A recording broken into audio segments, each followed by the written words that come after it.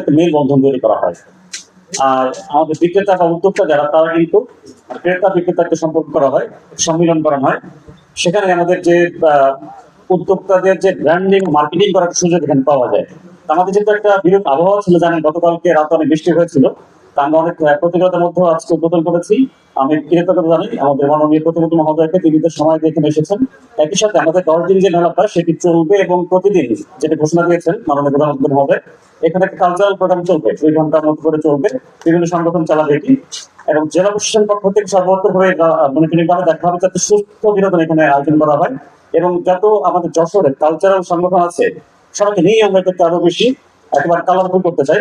আমি আশা করছি যে আজকে যেহেতু উদ্বোধন হয়েছে, এখানে কিন্তু এখনো আমাদের কমপ্লিট হয়নি, অনেকগুলি স্টল বাকি আছে।